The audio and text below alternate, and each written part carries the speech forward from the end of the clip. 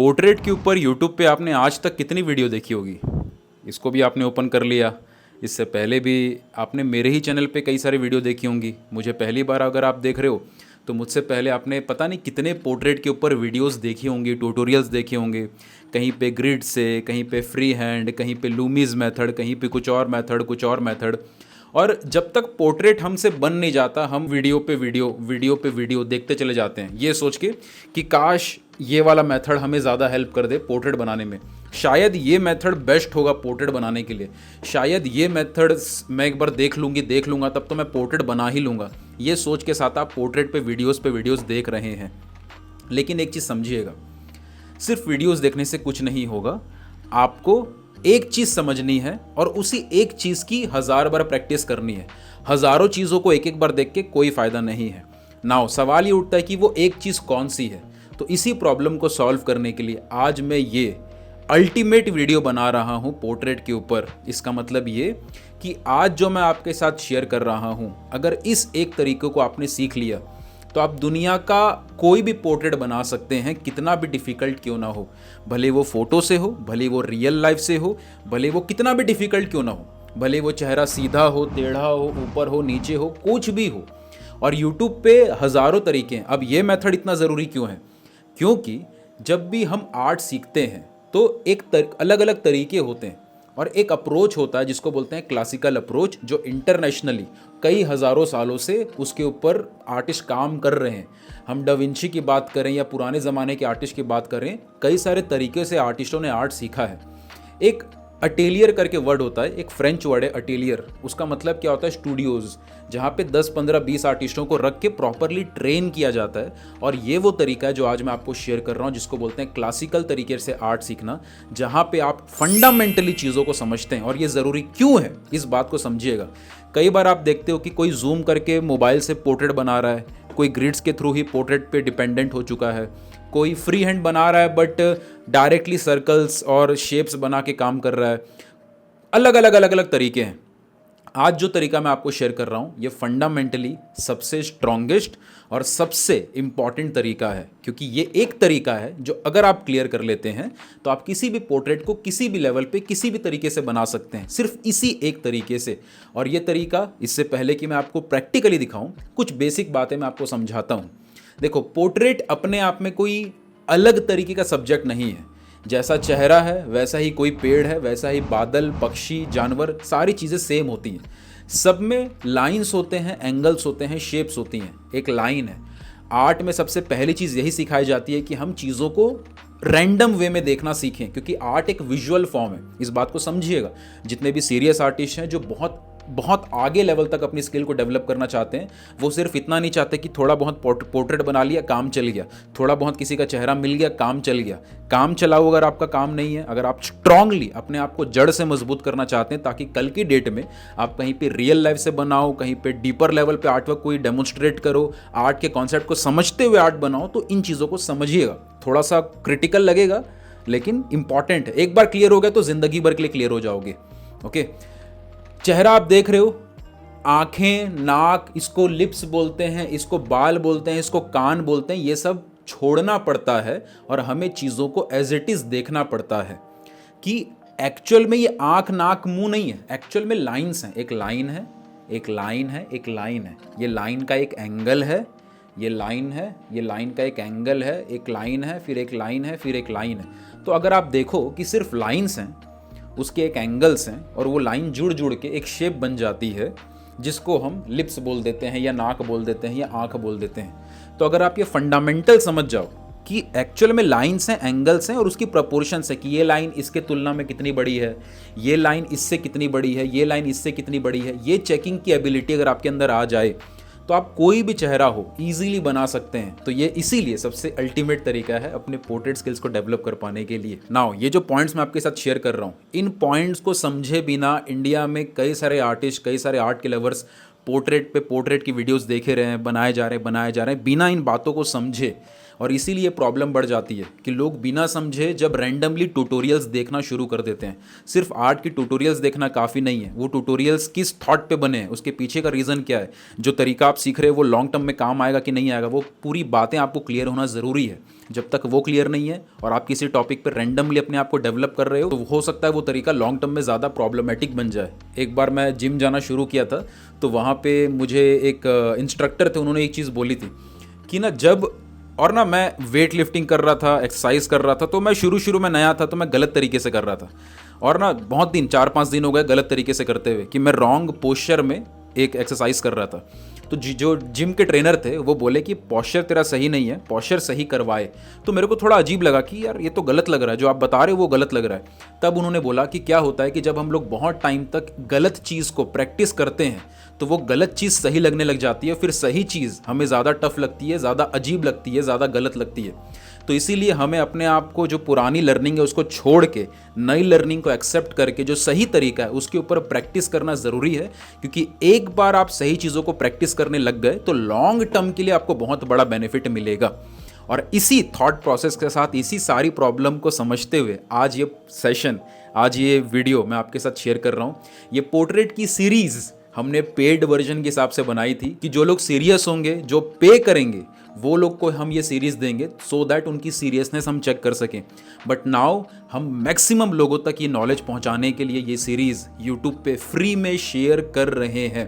बस मुझे आप सब से एक प्रॉमिस चाहिए कि इस वीडियो को देखने के बाद अगर आपको लगता है कि ये चीज़ें बहुत आपको हेल्प कर रही हैं तो इसको शेयर ज़रूर करिएगा।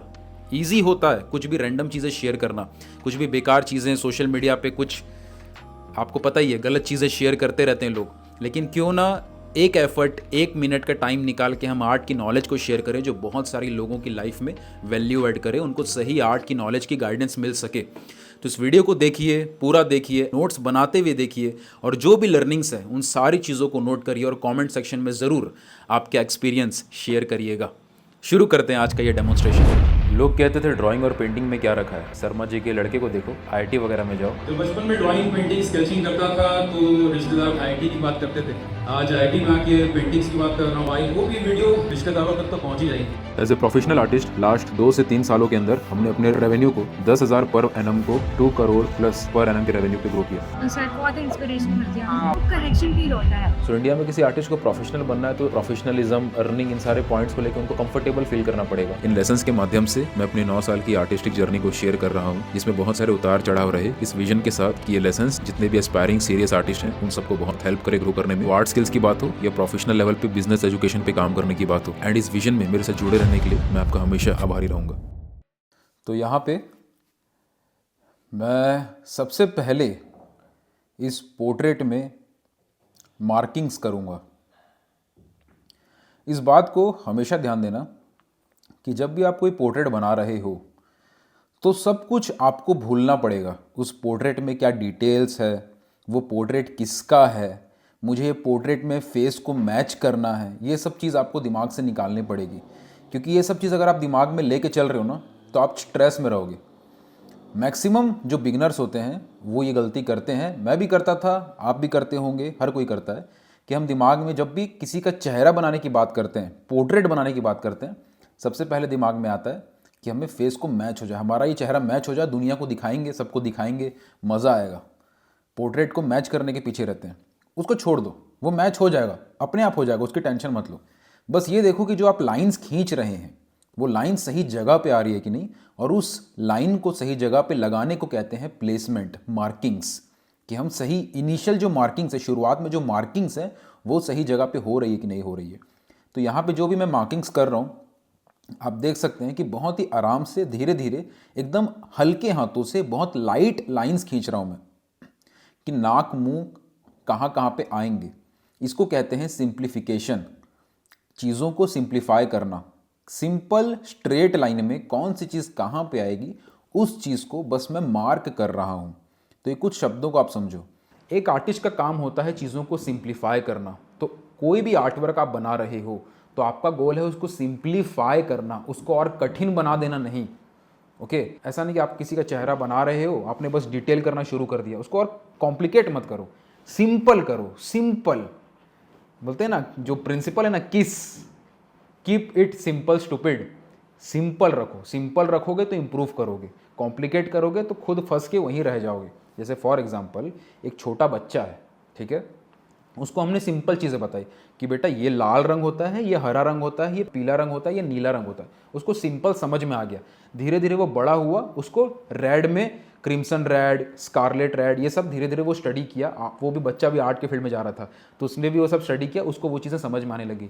लेकिन एक मान लीजिए एक छोटा बच्चा है, उसने अभी तक उसको कलर के बारे में कुछ पता ही नहीं है। आप उसको शुरू से बोल रहे हो बेटा ये ना क्रिम्सन रेड है, ये स्कारलेट रेड है, ओके, ये वर्मिलियम है, आप उसको शुरू से वो सब बोल रहे हो, तो वो कहीं भी लाल देखेगा तो कन्फ्यूज जाएगा, कौन सा लाल है, ये क्रिम्सन है, वर्मिलियम है, पर ये तो हरा नहीं, तो ये तो पीला, उसको हरा पीला भी कुछ पता नहीं है। आप उसको बस कॉम्प्लिकेट कर दोगे। उसको पहले सिंपल चीज़ें बताई जाती हैं, फिर धीरे धीरे कॉम्प्लेक्सिटी ऐड होती है। वैसे ही आर्ट की फील्ड में पहले आप सब्जेक्ट को सिंपल करना सीखो। जब तक सब्जेक्ट को आप सिंपल नहीं कर पाएंगे तब तक आप दुनिया में कितनी भी डिटेलिंग ऐड कर दो, आपका वर्क गंदा से और गंदा बनेगा और अच्छा नहीं बनेगा। डिटेल्स ऐड तब की जाती है जब सब कुछ परफेक्ट हो, ऑलरेडी आर्ट वर्क में सब कुछ सही हो अपनी अपनी जगह पे, तब डिटेल ऐड करने का कोई मीनिंग होता है, ओके। अदरवाइज आप डिटेल ऐड किए जा रहे हो, आपको पता ही नहीं चल रहा है कि सब चीज़ सही जगह पे है कि नहीं है, तो आप अपना टाइम बर्बाद भी कर दोगे, प्लस आप अपना एक फ्रस्ट्रेशन लेवल तो बढ़ा ही लोगे कि सब कुछ करने के बाद भी लास्ट में सब कुछ गंदा बन रहा है, और आपका वर्क, आपका जो आर्ट स्किल्स है वो इम्प्रूव भी नहीं होगा, ओके। और एक प्रॉब्लम ये भी होती है कि जब हम सीख रहे होते हैं तो हमारी आंखें ट्रेंड नहीं होती है कि हम अपनी गलतियों को जल्दी से देख सकें, जिसके वजह से क्या होता है कि हम जब डिटेल्स ऐड कर रहे होते हैं तो हमें ऐसा फील होता है कि हमारा आर्टवर्क अच्छा बन रहा है, लेकिन जिसकी आंखें ट्रेंड है, कोई आर्टिस्ट मान लो आपके सामने उस आर्टवर्क को देखेगा तो वो एक सेकंड में बता देगा कि ये सब गलत है। वो देख पा रहा है, आप क्यों नहीं देख पा रहे हो? क्योंकि आपकी आंखें ट्रेंड नहीं है, और आंखों को ट्रेन होने में टाइम लगता है। और आंखों को ट्रेन करने के लिए पहले तो आप सिंप्लीफिकेशन करना सीखो, ताकि जब आप धीरे धीरे चीज़ें ऐड करो तो आपको पता हो कि किस लेवल पे गलती है, ताकि आप उसको सॉल्व कर पाओ। ये चीज़ें समझना बहुत ज़रूरी है। सो आर्टिस्ट का गोल होता है सिंप्लीफिकेशन। डिटेल्स एक बच्चा भी देख सकता है, ओके। हाइपररियलिज्म, फोटोरियलिज्म, वो सारे गोल बाद में छोड़ छाड़ के पहले सिंप्लीफाई करना सीखो। जब चीज़ें सही से आपको करनी आएंगी तो वो सब बस टाइम और थोड़ा सा ज़्यादा मेहनत लगेगी और थोड़ा सा टाइम ज़्यादा लगेगा, लेकिन बहुत हाइपर डिटेल्स आप कर लो जाओगे। तो फोकस करो सिंप्लीफिकेशन पे, क्योंकि यही वो स्टेज है जिसके दम पे आपकी पूरी इमारत बनेगी, पूरी बिल्डिंग बनेगी। ये अगर नींव कमज़ोर रह गई तो आप बिल्डिंग बनाते रह जाओ, वो टूटने में आपको टाइम नहीं लगेगा, और वो जब टूटेगी तो आपका समय भी बर्बाद हो चुका होगा, जितने पैसे आपने लगाया उस बिल्डिंग को बनाने वो सब बर्बाद हो चुका होगा, और आपका कॉन्फिडेंस भी गिर जाएगा उस बिल्डिंग के गिरने के साथ, ओके। तो ये होता है सिंप्लीफिकेशन की इंपॉर्टेंस। अब यहाँ पे कौन सी चीज़ किसके कंपैरिजन में कितनी बड़ी है मैं वो देख रहा हूँ। नाक के कंपैरिजन में माथा कितना बड़ा है, इसको कहते हैं कंपैरेटिव मेजरमेंट। तो ये सारे शब्दों को ध्यान से समझिएगा। अगर मैं फोटो में देख रहा हूँ, यहाँ पे मैं अपनी फ़ोटो देख रहा हूँ, यहाँ पे मैंने अपनी फेस लिया है, मैं अपने फ़ोटो को देख रहा हूँ कि मेरे फ़ोटो में मेरे नाक के कंपैरिजन में मेरा माथा कितना बड़ा है, मेरे नाक के कंपैरिजन में मेरा चिन कहाँ पे आएगा। इसको बोलते हैं कंपैरेटिव मेजरमेंट, कि एक चीज़ की तुलना में दूसरी चीज़ कितनी बड़ी है। तो क्विकली प्रोपोर्शन को समझते हैं। प्रोपोर्शन का बेसिक मीनिंग कि कोई चीज़ किसी के कंपैरिजन में कितनी बड़ी है। फॉर एग्जांपल ये एक लाइन है, यहाँ पे एक और लाइन है, तो ये लाइन की तुलना में ये लाइन कितनी बड़ी है, इस तरीके से हम कंपेयर करते हैं, प्रोपोर्शन को जज करते हैं। और जब हम एक लाइन को दूसरी लाइन से कंपेयर करते हैं उसको कहते हैं कंपैरेटिव मेजरमेंट। तो ये कंपैरेटिव मेजरमेंट प्रोपोर्शन का ही पार्ट है, कोई चीज़ें अलग अलग नहीं है। तो कंफ्यूज मत होना इन शब्दों को सुन के। एग्जाम्पल के तौर पे कि आप ये चेहरा बना रहे हैं, आप ये पोर्ट्रेट बना रहे हैं, तो आपने एक लाइन खींची यहाँ से यहाँ तक और दूसरी लाइन खींची यहाँ से यहाँ तक। तो ये जो दूसरी लाइन है वो डिपेंड करेगी कि आपने पहली लाइन कितनी बड़ी खींची है। मान लीजिए अगर आपने पहली लाइन इतनी बड़ी खींची है तो जो दूसरी लाइन है वो पहली लाइन की जितनी ही बड़ी है, या जो दूसरी लाइन है वो पहली लाइन की डबल साइज की है। आप इस तरीके से अपने मन में गैस करेंगे और इसी तरीके से आप कंपैरेटिव मेजरमेंट करते हैं। और ये चीज़ सीखना बहुत ज़रूरी इसलिए भी है क्योंकि कल की डेट में आप जैसे जैसे आर्ट की फील्ड में ग्रो होंगे, आपके पास हमेशा एक साइज़ की चीज़ नहीं रहेगी। जैसे यूट्यूब पे और इधर उधर हम क्या गलती करते हैं कि हमने एक सब्जेक्ट लिया जो कि मोबाइल पे या फोटो पे इतना बड़ा दिख रहा है, तो हमने फ़ोटो ड्राइंग भी इतनी ही बड़ी बनाई है, ओके, क्योंकि इसमें नाप के कि इसका नाक इतना बड़ा है, नाक इतना बड़ा है, आँख इतना बड़ा है, आँख इतना बड़ा है। कल के डेट में कोई लाइव बैठा है आपके सामने, या कोई आप सीनरी को बना रहे हो, आप सामने आपके पहाड़ हैं, पहाड़ को आप बना रहे हो, तो पहाड़ जितने साइज़ का पेपर तो नहीं लेके बैठोगे आप, आपका पेपर तो उतना ही बड़ा है, लेकिन आपको पूरा सीनरी उसमें कवर करना है। तो पहाड़ का साइज़ कितना बड़ा आपके पेपर पे आएगा, और पहाड़ के सामने मान लो एक पहाड़ है, उसके सामने एक आदमी खड़ा है, तो उस पहाड़ के कंपैरिजन में वो आदमी कितना छोटा दिख रहा है, वो वाली फीलिंग आपको अपने पेपर पे उतारने के लिए जितना बड़ा भी आप पहाड़ अपने पेपर पे बना रहे हो, उसके कंपैरिजन में जो आप आदमी बनाओगे वो बस एक डॉट के बराबर होगा, ताकि वो फील आए कि पहाड़ इतना बड़ा है, उसके सामने आदमी कितना छोटा दिख रहा है। तो वो रियल लाइफ की फीलिंग आप अपने पेपर पे तभी ला पाओगे जब सब चीज़ों की प्रपोर्शंस आप समझ पाएँ। तो कंपैरेटिव मेजरमेंट एक बहुत इंपॉर्टेंट तरीका होता है अपने मेजरमेंट को इम्प्रूव करने का। जब एक लाइन हमने गैस करी होती है, हमने एक लाइन अपने मर्जी से खींची, एक लाइन जो पहली लाइन थी वो हमने गैस किया कि हाँ इतनी बड़ी खींच लेते हैं। अब इसमें कोई परफेक्ट नहीं होता कि इतना ही बड़ा क्यों हुआ, इतना क्यों नहीं हुआ, इतना क्यों नहीं हुआ, वो आप अपने गैस से खींचते हो। तो एक लाइन हम गैस करके खींचते हैं, पर जो बाकी दूसरी, तीसरी, चौथी लाइन होती है वो एक दूसरे से कंपेयर हो रही होती है। ओके, पहली लाइन का कोई गोल नहीं होता कि पहली लाइन को हम इतना बड़ा खींचेंगे। पहली लाइन मान लीजिए पहली जो लाइन है आपने इस लाइन की जगह आपने थोड़ा लंबा खींच दिया।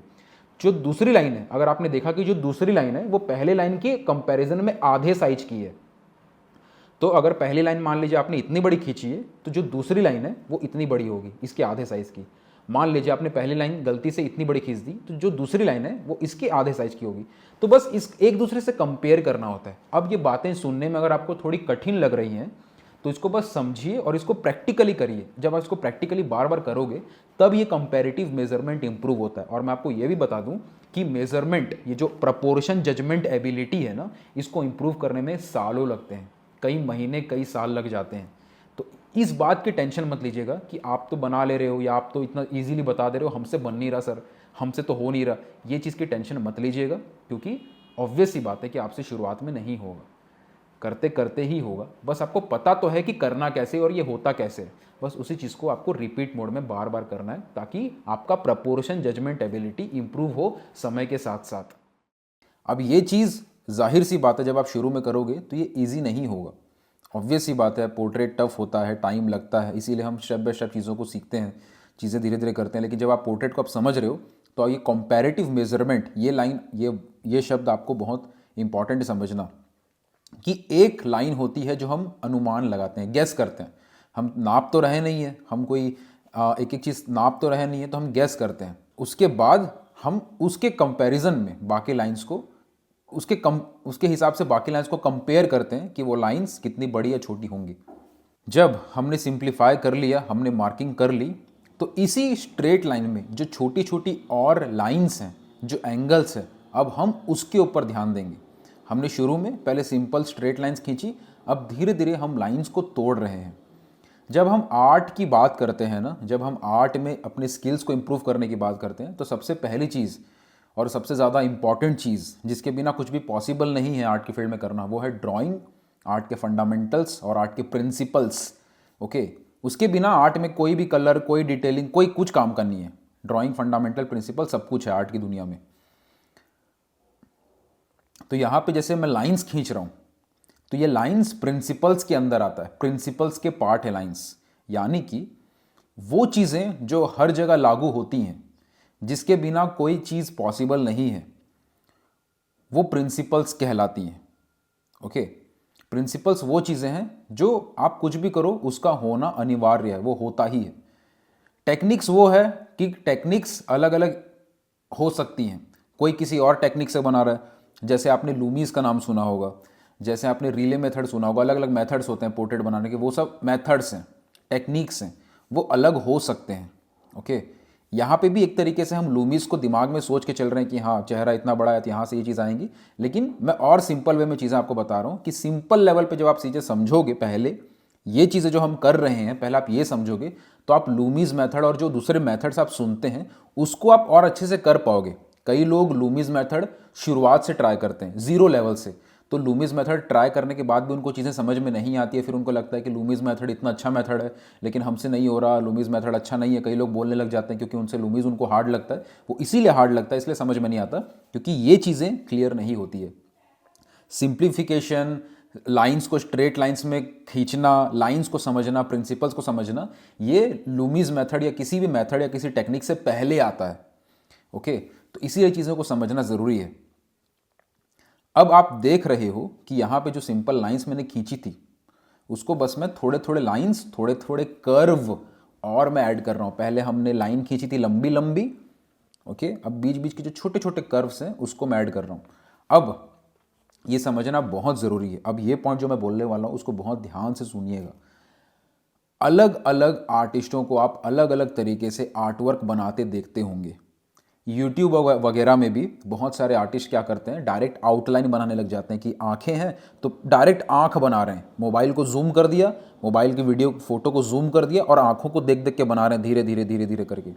वैसे करना ज़रूर इंपॉर्टेंट नहीं है। आपको कंपैरिजन देखना होगा कि कौन सी चीज़ किसके कंपैरिजन में। यहाँ पे जैसे मैं अगर मोबाइल से बना रहा हूँ, फोटो देख के बना रहा हूँ, तो मैं ये देख रहा हूँ कि लिप्स कहाँ पे आ रहे हैं, नाक किसके कंपैरिजन में कहाँ पे आ रही है। आँख को अगर मैं देख रहा हूँ तो आँखों के अगर मैं आँखों से सीधी लाइन खींचूँ तो आँखें थोड़ी टेढ़ी है।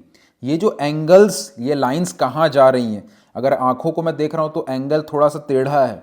ये एंगल्स, ये लाइंस एक दूसरे से कंपेयर करने की जो तरीका है वो बहुत ज़रूरी है।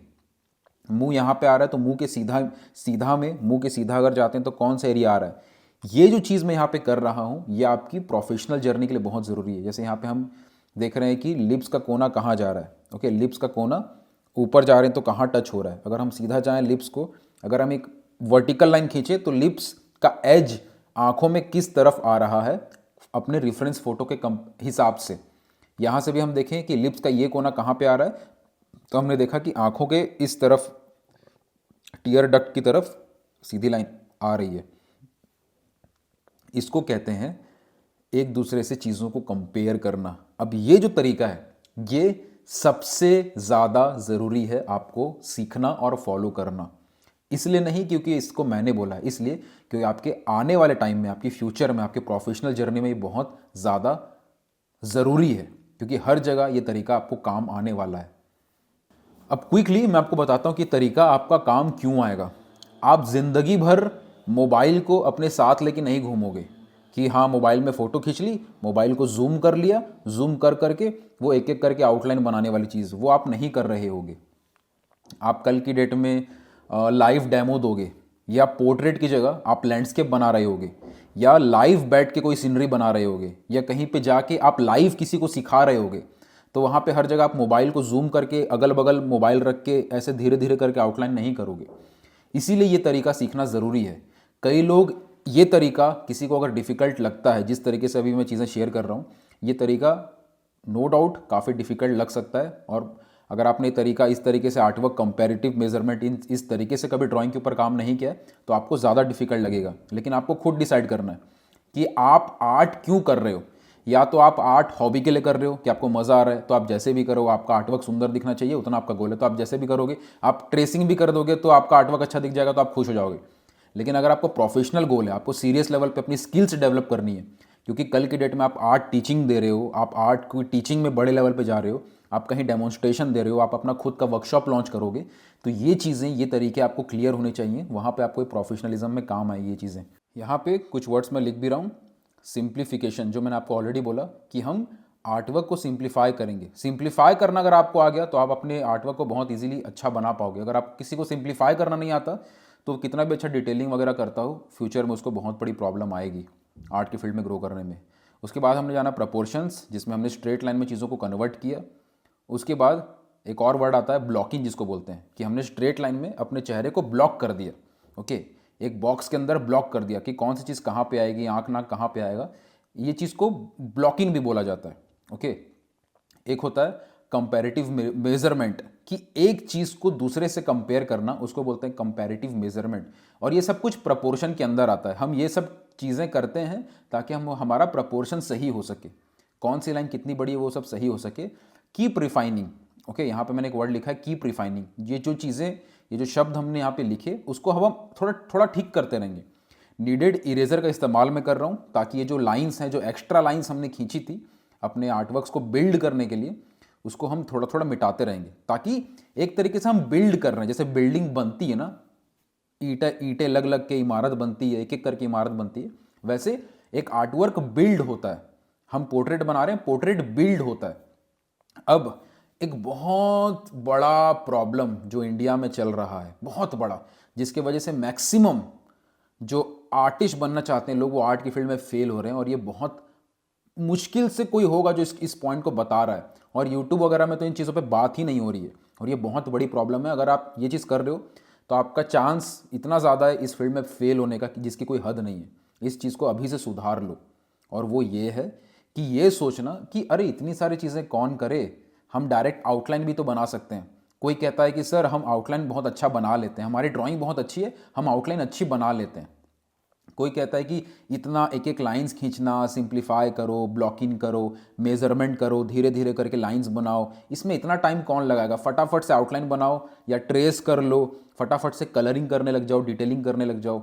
वो चीज़ में क्योंकि मज़ा आता है, हम डायरेक्टली डिटेल्स करना, कलर करना, चीज़ें सुंदर दिखने लग जाए, चेहरा मैच होने लग जाए, इसमें मज़ा आता है। लेकिन वो आपके कुछ साल का ड्रग है, कुछ साल का आपको मज़ा देगा, लेकिन बाद में आपकी लाइफ ख़राब हो जाएगी। क्यों? उसका रीज़न है, जो चीज़ अभी हम कर रहे हैं, यानी कि आराम आराम से लाइन को समझ रहे हैं, कंस्ट्रक्शन को समझ रहे हैं, कौन सी चीज़ कहाँ पे आएगी, ब्लॉकिंग्स को, ये सब कुछ समझ रहे हैं। ये आपको सिर्फ यहीं पे काम नहीं आता, ये आपको आने वाली पूरी जर्नी में काम आता है। क्योंकि जब आप कलर करने भी बैठोगे, जब आप डिटेल करने बैठोगे, तो वो सब कुछ डिपेंड करेगा कि आपका अंडर स्ट्रक्चर कितना स्ट्रॉन्ग, आप उसको समझते थे। ओके, आप अंदर से अपने आर्टवर्क को कितना समझते हो। कल की डेट में आप खुद का कोई कॉम्पोजिशन करोगे, कोई आर्टवर्क बनाओगे, खुद का कुछ क्रिएट करोगे, 8-10 रेफरेंस इमेज को मिला के कुछ अपनी खुद की कॉम्पोजिशन बनाओगे, तो ये चीज़ें हैं जो आपको आनी चाहिए। अगर ये नहीं आता है, आपने सिर्फ ऊपर ऊपर से चीज़ों को सुंदर करने के चक्कर में बनाया, तो ये चीज़ें आप मिस कर जाओगे। तो इसीलिए ये चीज़ करना ज़रूरी है। मैं बस धीरे धीरे और लाइंस ऐड कर रहा हूँ, धीरे धीरे, और ये चीज़ बहुत ज़रूरी है कि आप इसको धीरे धीरे धीरे धीरे अपने लाइंस को, जो एडिशनल लाइंस है, इसको बनाओ। अब मैंने आपको एक लाइन बोली थी कि लाइंस प्रिंसिपल का पार्ट है। अब आप खुद सोचो, एक लाइन मैंने और बोला कि हर जगह जो चीज़ इस्तेमाल होती है वो प्रिंसिपल है, उसके बिना कोई चीज़ पॉसिबल नहीं है। कल का डेट में आप मान लो लैंडस्केप बना रहे हो, ओके, आप मान लो स्टिल लाइफ बना रहे हो, आप मान लो कोई भी चीज़ बना रहे हो, पेड़ बना रहे हो, किसी का हाथ बना रहे हो, फिगर ड्राइंग कर रहे हो, अपने सामने कोई सामान रखे हो, फल फूल रखे हो, उसको बना रहे हो स्टिल लाइफ में, कुछ भी बना रहे हो आप, दुनिया में कुछ भी बना रहे हो, लाइंस तो हर जगह खींचनी पड़ेंगी ना। ऐसा तो नहीं है कि फिगर ड्राइंग के लिए जो लाइंस खींचोगे वो अलग टाइप की लाइन होगी। अगर कोई आप फल की टोकरी का ड्राइंग कर रहे हो तो उसके लिए अलग टाइप की लाइन दुनिया में बनी है। लाइंस तो वही है, बस लाइंस का आकार, उसका एंगल, उसका साइज, जो भी चीज़ हम देख के बना रहे हैं उसके हिसाब से चेंज हो जाएगा। इसीलिए लाइंस को समझना ज़्यादा ज़रूरी है। पोर्ट्रेट अपने आप बन जाएगा, पोर्ट्रेट कोई अलग चीज़ नहीं है, पोर्ट्रेट भी वही है, बस आपको समझना होगा कि ये लाइंस, ये जो प्रिंसिपल्स हैं वो आपके स्ट्रांग हो। कई लोगों को लगता है कि ये लाइंस खींचना ये सब तो इजी, ये तो इजी बात है, ये तो सिंपल सी चीज़ है, ये सब कौन करे, हमें तो पोर्ट्रेट सीखना है। तो लो, आपके सामने पोर्ट्रेट का डेमोन्स्ट्रेशन मैं कर रहा हूँ, लेकिन अंडरस्टैंड, जो चीज़ें सिंपल सुनने में लगती हैं, सारा जादू, सारी मेहनत, सारा खेल, सब कुछ वहीं छुपा होता है। तो इसीलिए इन बातों को ज़्यादा अच्छे से क्लियरली समझना, क्योंकि जब तक आपकी ये बेसिक बातें क्लियर नहीं हैं, आप आर्ट की लाइन में, आर्ट के फील्ड में आर्ट टीचर बन रहे हो प्रोफेशनल लेवल पे, बड़े लेवल पे। और जब मैं आर्ट टीचर बोलता हूँ ना, तो आर्ट टीचिंग में पूरा ब्रह्मांड छुपा हुआ है। आर्ट टीचिंग में आर्ट की फील्ड का बहुत बड़ा प्रोफेशन छुपा हुआ है, आर्ट के सारे प्रोफेशनल एंगल छुपे हुए हैं। कल की डेट में जब आप पेंटिंग सेल करने का सोचते हो, तो कोई भी आर्टिस्ट जब पेंटिंग सेल करता है तो लोग पहले उस आर्टिस्ट को जानते हैं, वो आर्टिस्ट पॉपुलर होता है। हर चीज़ एक दूसरे से जुड़ा हुआ है, बात को सुनना ध्यान से। आर्टिस्ट जब पेंटिंग सेल करता है, लोग उसकी पेंटिंग खरीदते हैं जब उसकी पेंटिंग एक तो बहुत ज़्यादा कमाल की हो, दूसरा लोग उस व्यक्ति को जानते हो, उस आर्टिस्ट को जानते हो।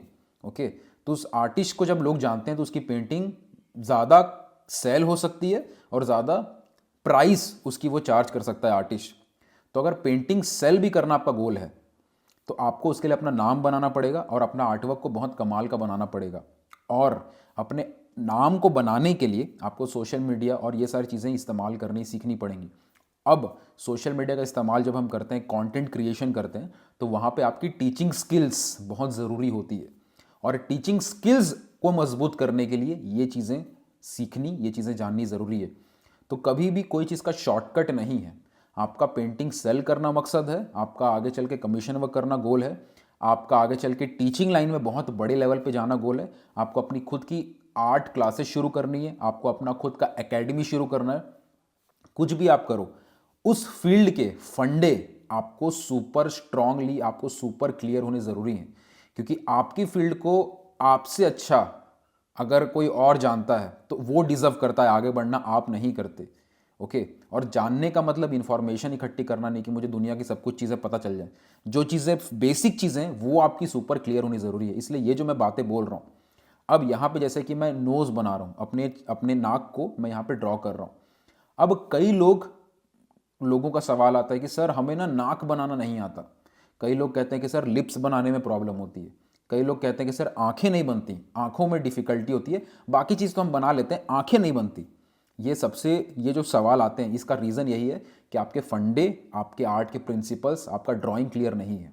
ओके, क्योंकि अगर आप इन चीज़ों को समझते हो, लाइंस, एंगल्स, प्रपोर्शन, जो मैं अभी कर रहा हूँ धीरे धीरे करके, कि ये दाढ़ी आ रही है तो कहाँ पे आ रही है, ये लिप्स है तो कहाँ पे आ रहे हैं, ये एंगल है तो कौन सा एंगल है, ये जो चेक कर रहा हूँ मैं धीरे धीरे करके, वो चीज़ें अगर आपकी होती हैं, इसके ऊपर आप मेहनत करते हो, तो नाक हो, आँख हो, लिप्स हो, कोई भी चीज़ हो, वो एक तरीके से एक शेप है, एक चीज़ है बस। नाक नहीं है, बस एक लाइन्स है, एक लाइन ऐसी गई, एक लाइन ऐसी गई, एक लाइन ऐसी गई, लाइन्स है सब कुछ। तो आप अगर प्रिंसिपल्स आपके क्लियर हैं तो आप सब कुछ बना लोगे। फ़र्क नहीं पड़ता नाक है कि कान है कि एक पेड़ है कि एक फूल है, कुछ भी है। ओके, अब सबसे बड़ा जो आपका सवाल आएगा कि चलो हम समझ गए कि प्रिंसिपल्स ज़्यादा इंपॉर्टेंट है, लाइन्स, एंगल, प्रोपोर्शन, ये सब सीखना ज़्यादा इंपॉर्टेंट है, पर यही चीज़ भी तो डाउट होता है, ये भी तो नहीं समझ में आता कैसे करें। अब इसी चीज़ में आपको प्रैक्टिस करनी है, और प्रैक्टिस करने का तरीका होता है। ओके, यही चीज़ प्रैक्टिस करनी है और प्रैक्टिस करने का भी तरीका होता है। प्रैक्टिस अगर आप सही से कर रहे हो तो जल्दी ग्रो करोगे, प्रैक्टिस आप गलत कर रहे हो तो आपका ज़िंदगी भर आप प्रैक्टिस करोगे लेकिन इतनी इंप्रूवमेंट आपको दिखेगी नहीं। तो कुछ चीज़ें तो आपको ऑलरेडी अभी तक क्लियर हो गई हैं इस पूरे सेशन के दौरान कि क्या चीज़ें इंपॉर्टेंट है, कलर, डिटेलिंग, वो सब चीज़ों को छोड़ के कौन सी चीज़ पे काम करना है। पोर्ट्रेट बनाओ या कुछ भी बनाओ, कुछ प्रिंसिपल्स होते हैं, आपको वो फॉलो करना है। डिटेलिंग्स वगैरह वो सब चीज़ तभी अच्छी लगेगी जब आपके बेसिक फंडामेंटल्स स्ट्रॉन्ग हो।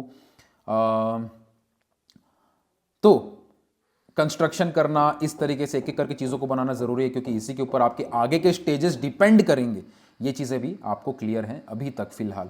ओके, आई होप कि आपके कॉन्सेप्ट्स क्लियर हो रहे हैं आर्ट की फील्ड को लेके, अपनी स्किल्स को लेके। तो यहाँ पे अब मैं वापस से जो एक्स्ट्रा लाइंस हो जा रही हैं मैं उनको इरेज करता जा रहा हूँ ताकि कॉम्प्लेक्स ना दिखे। मतलब लाइंस भरी भरी हो जाने से आपको क्लियरली क्लीन चीज़ें समझ में नहीं आएंगी, इसीलिए मैं धीरे धीरे यहाँ पे मिटा रहा हूँ। और एक चीज़ बहुत ध्यान से आपने ऑब्जर्व किया कि मैं बहुत हल्के हाथों से यहाँ पे लाइंस खींच रहा हूँ, बहुत लाइट लाइंस खींच रहा हूँ ताकि मैं उसको ईजिली इरेज कर सकूँ।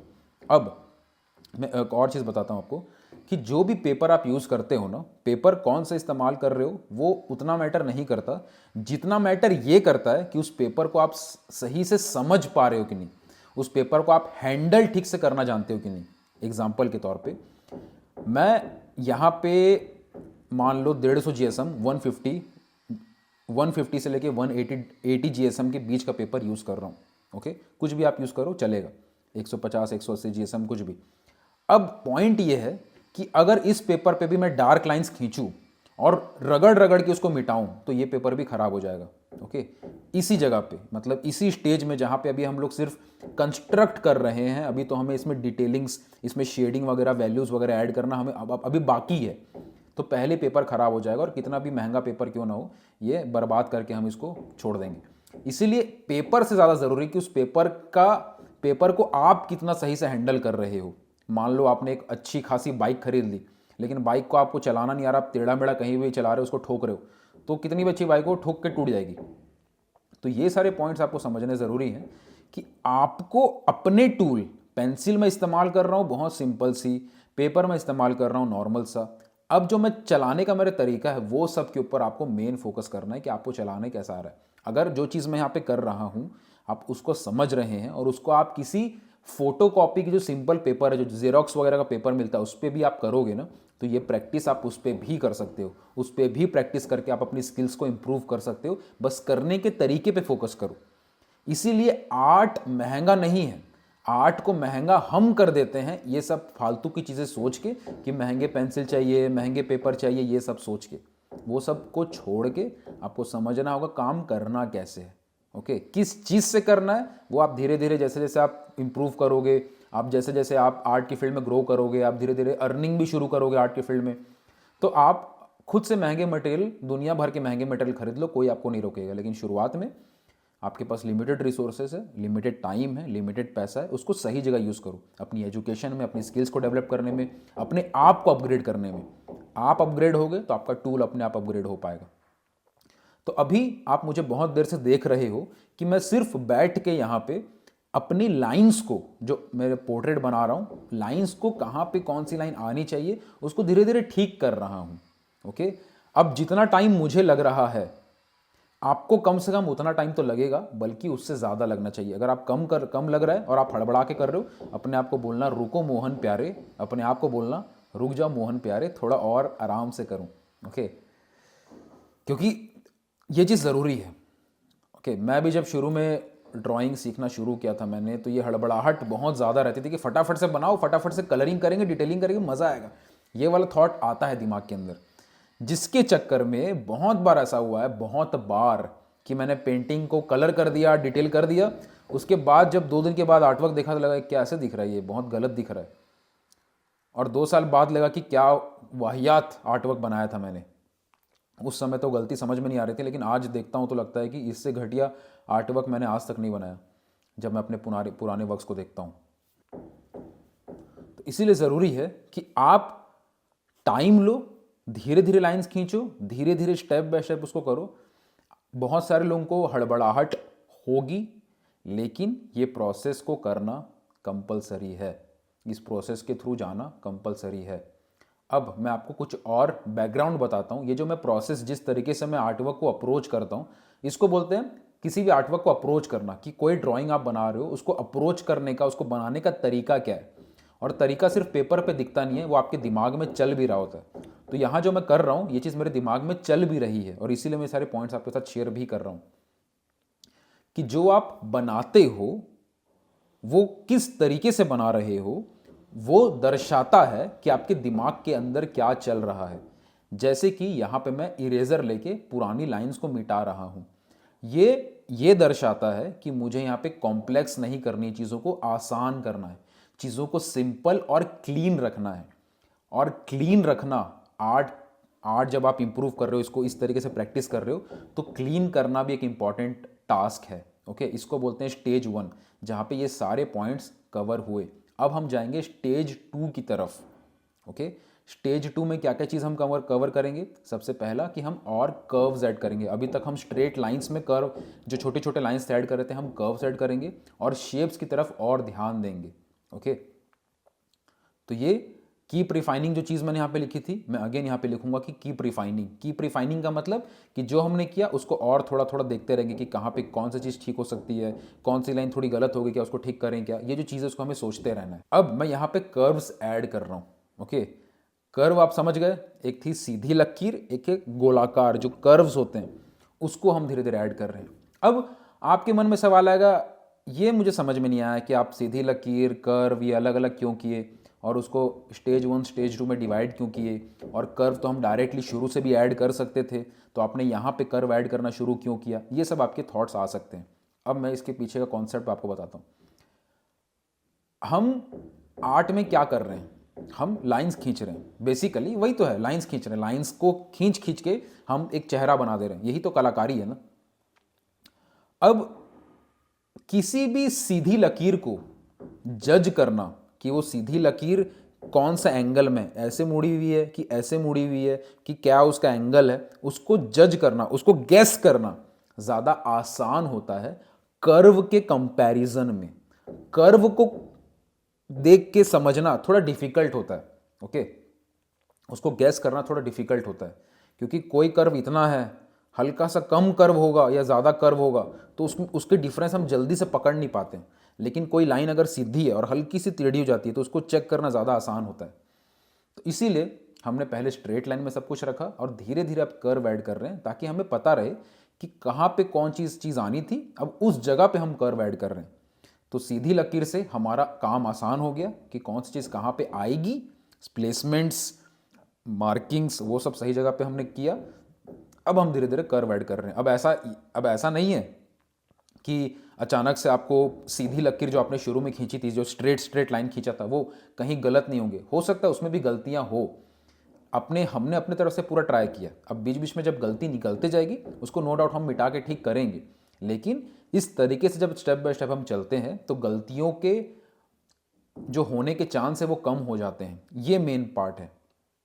और आपका सबसे मेन जो गोल होना चाहिए आर्ट को सीखते वक्त, अगर आप सीरियसली चाहते हो कि आपका आर्ट स्किल्स डेवलप हो, ओके, ये जो ड्राइंग हम कर रहे हैं वो स्किल्स डेवलप हो, और ड्राइंग बहुत बड़ा चीज़ है, ओके, ड्राइंग को अंडरस्टेटमेंट मत करना। आप कलर करोगे, डिटेल करोगे, आप आर्ट की फील्ड में कितना आगे जाओगे ये आपकी ड्राइंग पे डिपेंड करेगा।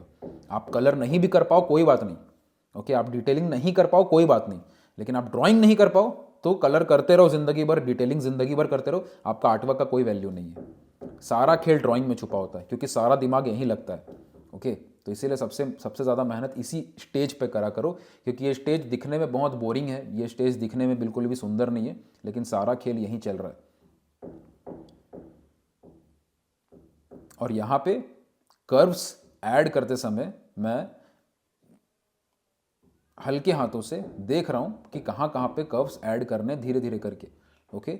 और यहाँ पे हम शेप्स भी देख रहे हैं। हमने जैसे स्टेज 2 में लिखा कर्व, शेप्स लिखा, शेप्स भी मैं आपको बताऊंगा कि शेप्स में क्या एग्जैक्टली क्या बोलना चाह रहा हूँ। बेसिकली जो भी चीज़ें हैं, आईब्रो है, आंखें, उसकी शेप क्या है, वो किस शेप का है, इस पे हम फोकस कर रहे हैं। जब हम शेप की बात करते हैं तो एक होता है रैंडम शेप की प्रैक्टिस करना। रैंडम शेप क्या, कि किसी शेप को हम उस शेप की तरह नहीं देखते हैं, हम ये समझते हैं कि कोई रैंडम चीज़ है। हर चीज़ का एक आकार होता है। जैसे अगर मैं आपको बोलूँ कि पेड़, तो आप पेड़ को इमेजिन करने लग जाएंगे कि पेड़ ऐसे होता है, उसके तने होते हैं, ऐसे डाल निकली होती है, ऐसे ऐसे करके पेड़ होता है, तो आप इमेजिन करने लग जाएंगे। आपको मैं कुछ बोलूँ कि ये एक कुछ बना दिया मैंने, मैं बोला ये क्या है, आपको पता ही नहीं क्या है, तो आप बोलोगे हाँ कोई शेप है, मतलब कुछ तो आकार है, पता नहीं क्या चीज़ का है। तो जो बोलते हैं ना पता नहीं क्या चीज़ है, उसको बोलते हैं रैंडम शेप।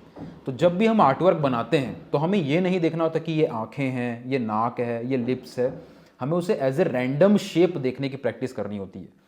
क्योंकि जब आप रैंडम शेप की तरह उसको देखते हो तो आपके दिमाग में कोई इमेज नहीं चल रही होती है। अदरवाइज क्या होता है कि हमने सोचा हम बना रहे हैं आँख, अब आँख तो हमने सबने बचपन से देखी हुई है, तो हमारे दिमाग में जो आँख का फोटो चल रहा है ऑलरेडी, तो हम उसकी तरीके से थोड़ा थोड़ा बनाने लग जाते हैं। हम ये देखना कम कर देते हैं कि सामने वाले की आँख कैसी है, हमारे दिमाग में जो आँख चल रही है हम वैसा बनाने लग जाते हैं। तो आपको आँख जैसे नहीं देखना है, आपको बस ये सोचना है कि कुछ शेप है, पता नहीं यहाँ से ऐसा है, यहाँ से ऐसा है, कुछ तो है। ये आँख नहीं बोलना है, इसको नाक को नाक नहीं बोलना है, बस ये 2 लाइन है, ये लाइन है, कुछ तो शेप है ये। तो जब आप उसको एज ए रैंडम शेप देखते हो ना, तो आप उसको ज़्यादा ध्यान से देखते हो कि कहाँ से क्या लाइन आ रही है, क्या शेप है। जब आप उसको मान लेते हो कि ये आँख है, ये नाक है, ये मुंह है, ये कान है, तो आप उसको नाक कान मुंह जो आपके दिमाग में चल रहा है पहले से फोटो, आप उसके हिसाब से देखना शुरू कर देते हो। तो ऑलवेज फील कि जो भी आप बना रहे हो वो रैंडम शेप है। तो आप रैंडम शेप की तरह उसको बनाते बनाते जब धीरे धीरे आगे स्टेजेस की तरफ उसमें डिटेलिंग, शेडिंग्स वगैरह ऐड धीरे धीरे करते जाएंगे, तो ऑटोमेटिकली वो उसी चीज़ का आकार ले लेगी जिसकी इमेज आप बना रहे हो। लेकिन शुरुआत आपको रैंडम शेप समझ के करनी है। तो यहाँ पे जैसे लिप्स है, तो लिप्स में हमने पहले स्ट्रेट लाइन खींचा था, अब मैं देख रहा हूँ कि उसी जगह पे कर्व कहाँ पे आ रहे हैं। क्योंकि नेचुरल चीज़ों में, नेचुरल चीज़ें यानी कि जो गॉड मेड नेचुरल चीज़ें, जैसे कि चेहरा हो गया, फूल पत्तियाँ, जानवर, पेड़ पक्षियाँ, जो भी नेचुरल चीज़ें होती हैं, ओके, नेचर से जो बनी है, उसमें स्ट्रेट लाइन बहुत रेयरली होती है। लेकिन जो मैन मेड चीज़ें हैं, ओके, बिल्डिंग है, मशीन है, वहाँ पे स्ट्रेट लाइन ज़्यादा होती हैं। तो इसीलिए जब हम कोई नेचुरल चीज़ की स्टडी करते हैं, जैसे कि चेहरा हो गया, फूल हो गए, पेड़ पौधे, ये सब हो गए, तो वहाँ पे कर्व्स और डायनामिक जो शेप्स होते हैं वो बहुत ज़्यादा होते हैं। तो इसीलिए पहले स्ट्रेट लाइन में चीज़ें कहाँ पे आएंगी वो कर देना चाहिए, चीज़ें सिंपल हो जाएंगी, और फिर धीरे धीरे कर्व ऐड करते हैं जो रेफरेंस इमेज हमने लिए उसके हिसाब से। हल्का हल्का अब मैं बाहरी साइड में कर्व्स ऐड कर रहा हूँ और लाइंस थोड़ी थोड़ी डार्क हो रही हैं। मैं थोड़ी लाइन डार्क्स बना रहा हूँ ताकि आपको दिखे वो अच्छे से, लेकिन आप अपनी तरफ से चीज़ों को लाइट ही रखना ताकि पेपर डैमेज ना हो। ओके, आपका काम अभी ड्राइंग को दिखाना नहीं है, आपका काम ड्राइंग को खुद समझना है और अपने पेपर पे चीज़ें सही जगह पे हैं कि नहीं वो डिसाइड करना है। सब कुछ अगर सही जगह पे आने लगे, सब कुछ सही से आप कंस्ट्रक्ट कर लो, उसके बाद जब आप वैल्यूज़ ऐड करोगे, डार्कनेस लाइटनेस अब जब हम फेस पे ऐड करेंगे तो अपने आप वो ड्राइंग दिखने लग जाएगी। तो ये मत सोचना कि ड्राइंग की आउटलाइन को डार्क बना दे ताकि सबको दिखा सके, किसी को नहीं दिखाना है, आपको दिखना चाहिए लाइन, उतना काफ़ी है। एक और पॉइंट जो बहुत ज़रूरी है आपको समझना कि अगर आप, जो चीज़ मैं बोलने भी वाला था कि अगर आप एक्चुअल में बहुत सीरियस हो अपनी स्किल्स को, अपनी ड्राइंग स्किल्स को, अपने आर्ट स्किल्स को डेवलप करने के लिए, तो आपको एक गोल्डन रूल, एक बहुत सिंपल बट गोल्डन रूल आपको गांठ बांध के अपने दिमाग में इसको डाल लेना है कि आपको चीज़ें सिंपल रखनी है। बस चीज़ें डिफ़िकल्ट करोगे, ज़बरदस्ती का स्टाइल मारोगे तो आपको टेंशन होगी। क्या इसका मीनिंग क्या है मैं आपको बताता हूँ। कई लोग क्या करते हैं कि आप ड्राइंग सीख रहे हैं, ठीक है, कई लोग क्या करते हैं कि हाँ ड्राइंग तो है, डायरेक्टली कर्व्स बना देंगे, डायरेक्टली सर्कल बना के जैसे किसी आर्टिस्ट को देख लिया, किसी प्रोफेशनल आर्टिस्ट को देख लिया कि आर्टिस्ट तो ऐसे करके दूर से खड़े होकर ब्रश से फटाफट ड्रॉ करते हैं, वैसा हम करेंगे, ये बैठ के क्या एक एक लाइन खींचना, ऐसे तो आर्टिस्टिक वाली फीलिंग नहीं आती अगर ये आप कर रहे हो। ओके, जैसे हमने स्ट्रेट लाइन में पहले चीज़ों को समझा कि ये लाइन है, यहाँ पे ये लाइन आएगी, यहाँ पे ये लाइन है, यहाँ पे ये लाइन है, यहाँ पे ये एंगल है, यहाँ पे ये एंगल है। ओके, सिंपल चीज़ें हमने सिंपल स्टेप बाय स्टेप किया। कई लोग बोलेंगे ये सब कौन करेगा, डायरेक्टली जो कर्व्स है, जो डायरेक्टली शेप्स होती हैं हम उसको ट्राई करते हैं।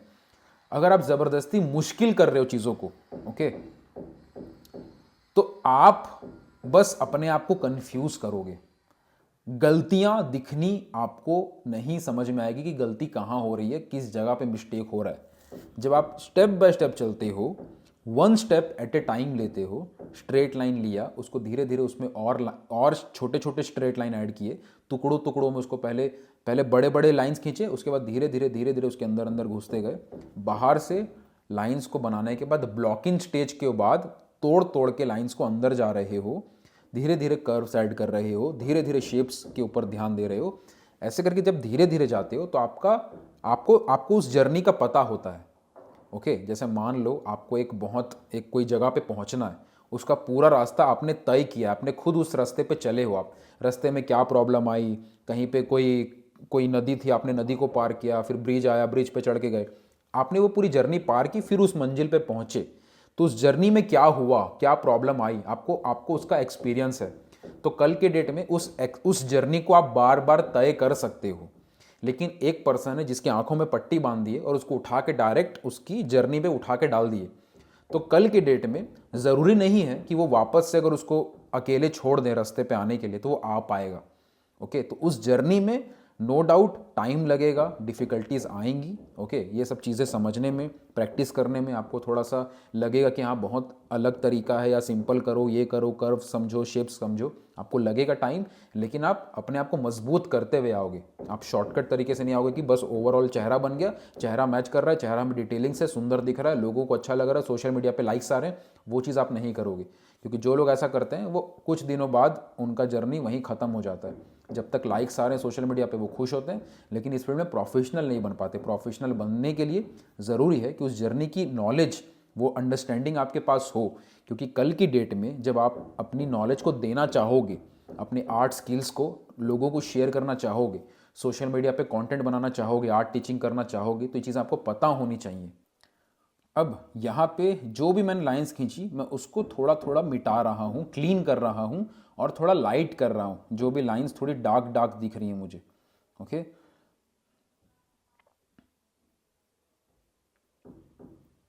बार बार मैं बस ये चेक कर रहा हूँ कि जो भी चीज़ मैंने अभी तक करी वो सब कुछ सही जगह पे आ रहा है कि नहीं आ रहा है। बस मेरा इतना काम है। चेहरा मैच करेगा, चेहरा मैच नहीं करेगा, मेरा ड्राइंग लास्ट में कितना अच्छा दिखेगा, कितना डिटेलिंग कर दूंगा, ये सब छोड़ के कौन सी लाइंस आपने खींची, सब कुछ सही जगह पे है कि नहीं है, बस आपको ये चेक करते रहना है बार बार। इसी को मैंने कहा कीप रिफाइनिंग, बार बार ये चेक करते रहो कि क्या गलती हो रही, किसको ठीक करना है। अच्छा, एक चीज़ जो आपको अपने दिमाग में सोचनी है, क्या सोचना है कि क्या गलती है, ऐसे बात आपको अपने आप से ये बात करना है कि क्या गलत लग रहा है। ये नहीं देखना है कि वाह कितना अच्छा बन गया, क्योंकि वाह कितना अच्छा बन गया ये दुनिया बोलेगी तो अच्छा लगता है, आप बोलोगे तो अच्छा नहीं लगता, शुभ नहीं लगता, आपके ज़ुबान से ये चीज़ें अच्छी नहीं लगती। ओके, तो आप ये पूछो कि क्या गंदा लग रहा है, क्या मिस्टेक लग रहा है। अपने आर्टवर्क से थोड़ा दूर जाओ, स्क्विंट करो, आंखों को ऐसे छोटा करो, देखो कि कौन सी लाइन थोड़ी सी अलग लग रही है, एंगल थोड़े अलग लग रहे हैं क्या। ओके, बाकी एंगल के कंपैरिजन में लाइंस थोड़ी ऊपर नीचे लग रही हैं क्या। आराम से चलो, कोई हड़बड़ी नहीं है। ये लाइन को बहुत ध्यान समझना। मैं आपको बीच बीच में कुछ गोल्डन रूल्स शेयर कर रहा हूँ, उन सबको लिख लेना। वो गोल्डन रूल्स आपके सीखने का तरीका, आपके चीज़ों को देखने का तरीका, हर कुछ चेंज कर देंगे। ओके, सब कुछ छोड़ दो। मैं आपको बहुत क्लियर कट बोल रहा हूँ कि सब कुछ छोड़ के जो गोल्डन रूल्स है बस उसको फॉलो करो, आपको कमाल की ग्रोथ मिलेगी। क्या है वो गोल्डन रूल्स? ओके, कुछ गोल्डन रूल्स मैंने ऑलरेडी शेयर किए, अब कुछ बेसिक बातें हैं लेकिन वो गोल्डन पॉइंट्स हैं। जैसे कि एक और पॉइंट जो मैं भी शेयर करना चाहता हूँ वो ये, जैसे ये लाइन तो आपको हमेशा पूछनी कि क्या गंदा दिख रहा है, क्या खराब दिख रहा है। ओके, किन चीज़ों को ठीक करना है। हमेशा ये चीज़ ध्यान रखो कि आप ये जो स्टडी कर रहे हो, ये जो आप ड्राइंग कर रहे हो, ये आपका स्टडी का पार्ट है। ये हम क्विक स्केचिंग या फटाफट से एक जेस्चर स्टडी, ऐसा कुछ स्टडी स्केचिंग नहीं कर रहे हैं। अभी हम स्टडी कर रहे हैं, हम पूरा फोकस के साथ कोई चीज़ समझ रहे हैं। तो जैसे कि हम किसी और फील्ड में होते हैं, कोई डॉक्टर बन रहा है या कोई और कोई फील्ड में काम कर रहा है, वहाँ पे ऐसा नहीं होता कि आधे घंटे के अंदर हमें इस चीज़ को सीख लेना है। वो तब तक उस चीज़ पे फोकस करता है जब तक वो उस बात को समझ ना जाए। समझ रहे हो? इस पॉइंट को समझना। आप अभी कोई रास्ते पे खड़े होके यहाँ कहीं एग्जीबिशन में जाके कोई डेमो नहीं दे रहे हो कि आपके पास टाइम की कमी है कि 2 घंटे के अंदर बनाना है, 1 घंटे के अंदर बनाना है, या आपको अपनी स्पीड चेक करनी कि कितना स्पीड बना लेता हूँ मैं, कितना स्पीड बना लेती हूँ मैं। ये नहीं सोचना है।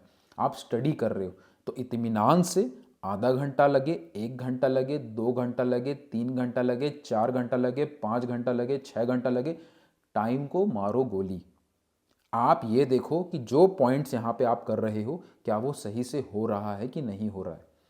क्योंकि अगर वो सही से हो रहा है तो उसको जितना ज़्यादा प्रैक्टिस करोगे आपका टाइम अपने आप धीरे धीरे कम होता जाएगा। आप फिर ज़्यादा कम टाइम में ज़्यादा बेहतर रिजल्ट्स ला पाओगे।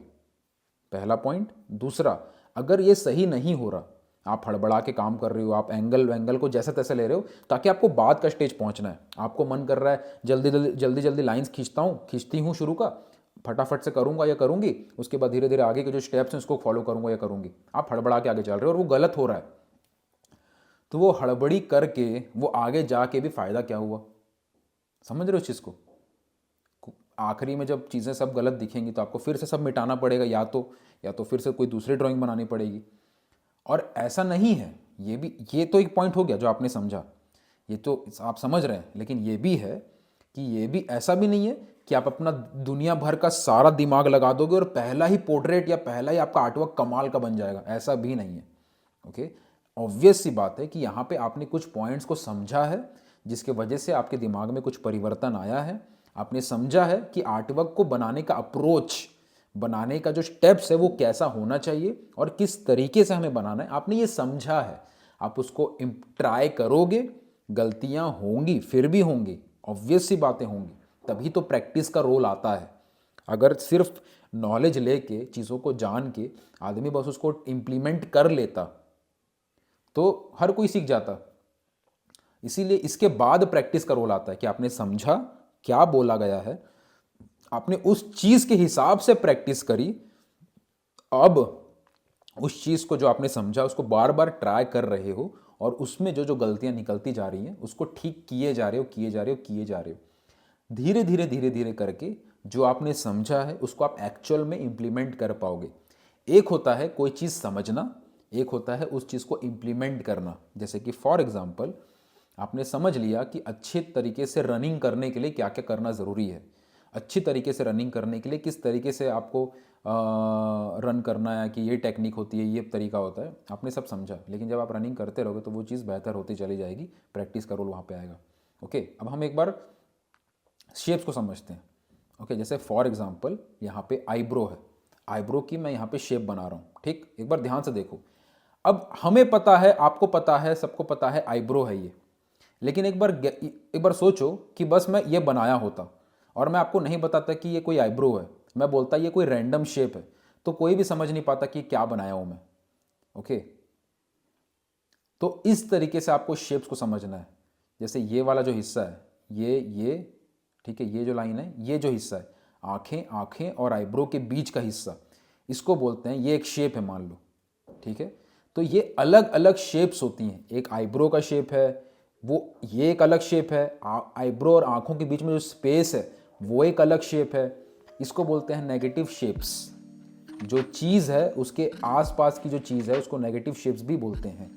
आज इस वीडियो में हमने ड्राइंग का पार्ट देखा। इसके आगे का जो भी हिस्सा है जहाँ पे हम रेंडरिंग कर रहे हैं, वैल्यूज़ पे काम कर रहे हैं, डार्कनेस लाइटनेस पे, उसके बाद जाके डिटेलिंग्स पे चीज़ों के ऊपर काम कर रहे हैं। ये चीज़ें अगर आप और डीपर लेवल पे जानना चाहते हैं तो पोर्ट्रेट सीक्रेट्स की ये पूरी series in depth real time demonstration हमने कंप्लीटली फ्री शेयर किया है पैलेट वर्स के प्लेटफॉर्म पे। ये प्लेटफॉर्म कंप्लीटली फ्री में मैं यहाँ पे आपके लिए शेयर कर रहा हूँ, जहाँ पे ये सीरीज़ आप कंप्लीटली फ्री में देख सकेंगे। पिंड कमेंट में और डिस्क्रिप्शन में पैलेट वर्स का लिंक मैं आपको शेयर कर रहा हूँ, वहाँ जाके ये सीरीज़ को पूरा ज़रूर चेक करें। एंड जैसे कि आप सबने प्रॉमिस किया है मुझे, अगर ये नॉलेज, अगर ये तरीका, ये प्रोसेस आप लोगों को हेल्प कर रहा है, क्लैरिटी दे रहा है, और आपको हमारा ये इनिशिएटिव अच्छा लग रहा है कि हम आर्ट की डीपर नॉलेज को शेयर कर रहे हैं कंप्लीटली फ्री, सो दैट बहुत सारे एस्पायरिंग आर्टिस्ट तक ये नॉलेज हम पहुंचा सकें, तो इस वीडियो को ज़रूर शेयर करिएगा। उस प्लेटफॉर्म के बारे में और लोगों को पता चलेगा और लोग इससे नॉलेज ले पाएंगे और ज़्यादा आर्टिस्ट आर्ट के बारे में अवेयर हो पाएंगे और सही वे में आर्ट की नॉलेज को सीख पाएंगे। तो मिलता हूं मैं आपको फ्यूचर के लेसन्स में। कई सारी चीज़ें हमने आपके लिए प्लान करी हुई है। इस चैनल से कनेक्टेड रहिएगा, मेक श्योर टू सब्सक्राइब। मिलता हूं फ्यूचर के लेसन्स में। Love art, live art.